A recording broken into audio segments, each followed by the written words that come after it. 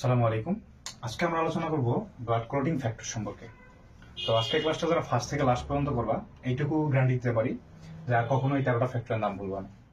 তো প্রথম কথা হচ্ছে ব্লাড ক্লটিং কাকে বলবো? যে ধারাবাহিক প্রক্রিয়ার মাধ্যমে ক্ষতস্থানে রক্ত থকথকে পিণ্ডে পরিণত হবে তাকে বলবো ব্লাড ক্লটিং। ব্লাড ক্লটিং হচ্ছে আমাদের শরীরের একটা ইমিউন সিস্টেম, মানে প্রতিরোধ ব্যবস্থা। ব্লাড ক্লটিং এর 13টা ফ্যাক্টর রয়েছে। তো এই ফ্যাক্টরগুলো আমরা এবার সহজভাবে জানার চেষ্টা করবো। আমরা কিভাবে সহজে এই ব্লাড ক্লটিং ফ্যাক্টরগুলো মনে রাখতে পারি সেটা আমরা দেখবো এখানে। তো 1 নম্বর ফ্যাক্টরের নাম হচ্ছে ফাইব্রিনোজেন।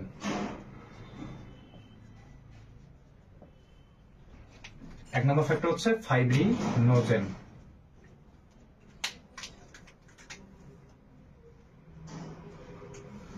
আমরা বায়োলজিতে যেখানেই এই জেনযুক্ত শব্দ দেখবো সেটা হচ্ছে নিষ্ক্রিয়।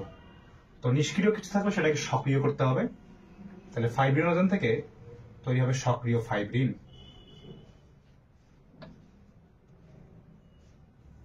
সক্রিয় ফাইব্রিন তৈরি হবে।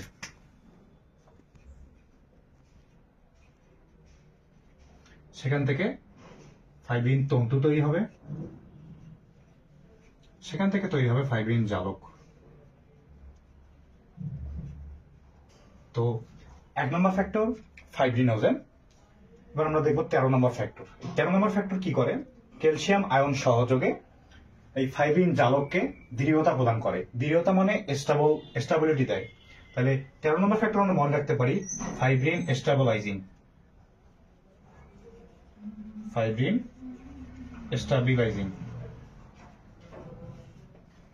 তাহলে 1 নম্বর ফ্যাক্টর হচ্ছে ফাইব্রিনোজেন, 13 নম্বর ফ্যাক্টর হচ্ছে ফাইব্রিন স্টেবিলাইজিং। এবার 2 নম্বর ফ্যাক্টর।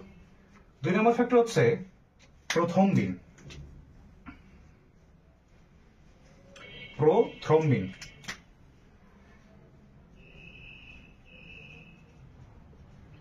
বায়োলজিতে প্রযুক্ত শব্দগুলো নিষ্ক্রিয় থাকে, তো এগুলাকে সক্রিয় করতে হয়। তো প্রোথ্রম্বিন থেকে তৈরি হবে সক্রিয় থ্রম্বিন।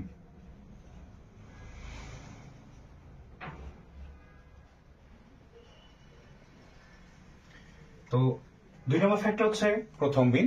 আমরা মনে রাখতে পারি 12 নম্বর ফ্যাক্টর। 12 নম্বর ফ্যাক্টর হচ্ছে হ্যাগম্যান বা হাজিম্যান। তো আমরা সোজাভাবে মনে রাখতে পারি প্রোথ্রম্বিন আবিষ্কার করছে হাজিম্যান। আসলে কিন্তু হাজিম্যান প্রোথ্রম্বিন আবিষ্কার করে নাই। আমরা মনে রাখার সুবিধার্থে বলতে পারি যে প্রোথ্রম্বিন আবিষ্কার করছে হাজিম্যান। 2 number factor prothrombin, 12 number factor হাজিম্যান। তো ওই হ্যাগম্যান বা হাজিম্যান এটা কি করে? এটা প্লাজমা কিনিন তৈরি করে।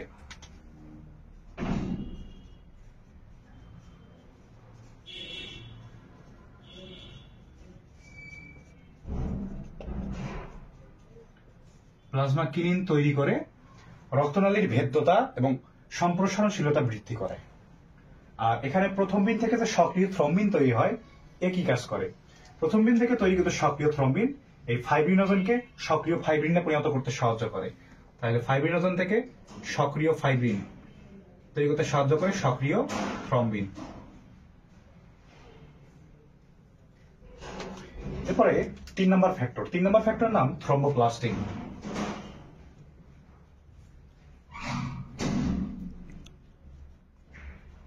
তিন নম্বর ফ্যাক্টর থ্রম্বোপ্লাস্টিন। এটা কোন ধরনের থ্রম্বোপ্লাস্টিন?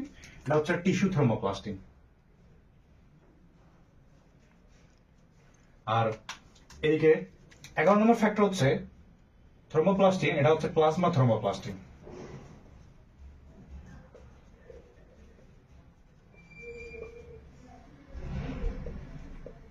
ঠিক আছে। এরপরে 4 নম্বর ফ্যাক্টর। 4 নম্বর ফ্যাক্টর হচ্ছে calcium ion. 4 number factor calcium ion. আর 10 নম্বর ফ্যাক্টর হচ্ছে ইস্টওয়ার্ড। তো আমরা মনে রাখতে পারি ক্যালসিয়াম আয়ন আবিষ্কার করছে ইস্টওয়ার্ড। আসলে কিন্তু ইস্টওয়ার্ড এই ক্যালসিয়াম আয়ন আবিষ্কার করেনি।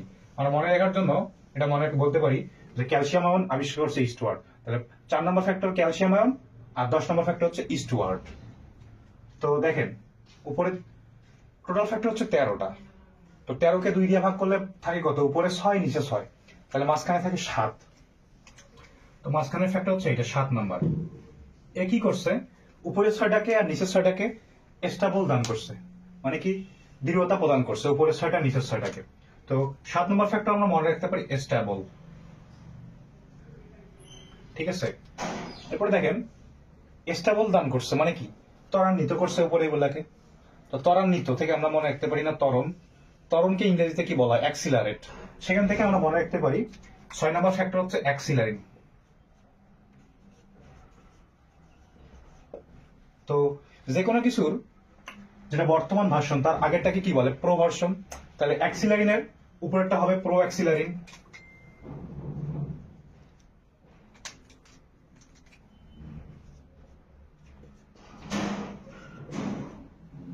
ঠিক আছে, তাহলে 5 নম্বর ফ্যাক্টর প্রো অ্যাক্সিলারিন, 6 নম্বর ফ্যাক্টর অ্যাক্সিলারিন। এই 6 নম্বর ফ্যাক্টর এটা হচ্ছে কল্পিত ফ্যাক্টর, মানে বাস্তবে নাই। ঠিক আছে, আর এখানে এই যে প্রো অ্যাক্সিলারিন, ক্যালসিয়াম আয়ন এবং থ্রোম্বোপ্লাস্টিন মানে টিস্যু থ্রোম্বোপ্লাস্টিন, এরা তিনজন কি করে, এদের একটা কাজ আছে, নির্দিষ্ট কাজ।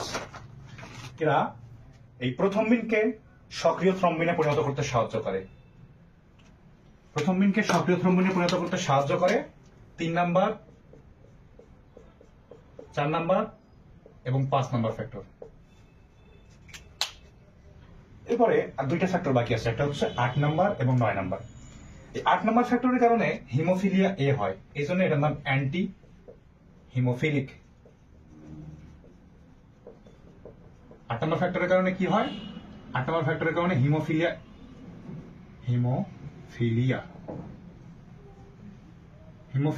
এ 8 নম্বর ফ্যাক্টরের কারণে হয়। আর 9 নম্বর ফ্যাক্টরটা বড় দিনের দিন আবিষ্কার হয়েছিল, আসলে কিন্তু বড় দিনের দিন আবিষ্কার হয়নি, আমরা মনে রাখার জন্য বলতে পারি। 8 নম্বর ফ্যাক্টরটা হচ্ছে ক্রিসমাস। 8 নম্বর ফ্যাক্টরের কারণে হিমোফিলিয়া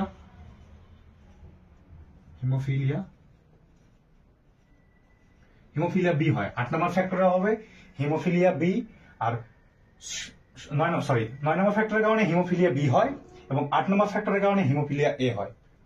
9 নম্বর ফ্যাক্টরের নাম কি, ক্রিসমাস। 8 নম্বর ফ্যাক্টরের নাম কি, অ্যান্টি হিমোফিলিক। এখানে এই স্টেবল, তারপরে অ্যান্টি হিমোফিলিক, ক্রিসমাস, স্টুয়ার্ট এবং প্লাজমা থ্রোম্বোপ্লাস্টিন, এই ফ্যাক্টর কয়টা একটা কাজ করে। কি কাজ করে, এরা থ্রোম্বোপ্লাস্টিন তৈরি করে,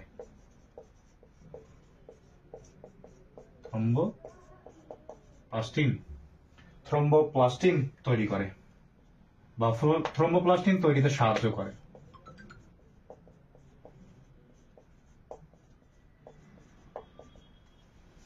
এই হচ্ছে আমাদের 13টা ফ্যাক্টর। তো আরেকবার প্রথম থেকে রিক্যাপ। 1 নম্বর ফ্যাক্টর 5-ইনোজেন, 13 নম্বর ফ্যাক্টর 5-স্টেবিলাইজিং, 2 নম্বর ফ্যাক্টর প্রোথ্রম্বিন, আর 12 নম্বর ফ্যাক্টর হাজিম্যান, প্রথমে আবিষ্কার করছে Hageman. 3 number factor thromboplastin, tissue thromboplastin, আর এদিকে 11 নম্বর ফ্যাক্টর হচ্ছে plasma thromboplastin. 4 number factor calcium ion, calcium ion আবিষ্কার করছে কে, স্টুয়ার্ট। তাহলে 10 নম্বর ফ্যাক্টর হচ্ছে স্টুয়ার্ট। এরপরে উপরে 6টা নিচে 6টা, তাহলে মাঝখানে 7 হচ্ছে স্টেবল ফ্যাক্টর। স্টেবল মানে কি, ত্বরান্বিত করছে, তার মানে অ্যাক্সিলারিন 6 নম্বর ফ্যাক্টর, আর 5 নম্বর ফ্যাক্টর প্রো অ্যাক্সিলারিন। এরপরে 8 নম্বর এবং 9 নম্বর এই দুটা ফ্যাক্টরের কারণে হিমোফিলিয়া হয়। 8 নম্বরের কারণে হিমোফিলিয়া এ, আর 9 নম্বরের কারণে হিমোফিলিয়া বি। 8 নম্বর ফ্যাক্টর হচ্ছে অ্যান্টি হিমোফিলিক, 9 নম্বর ফ্যাক্টর হচ্ছে ক্রিসমাস।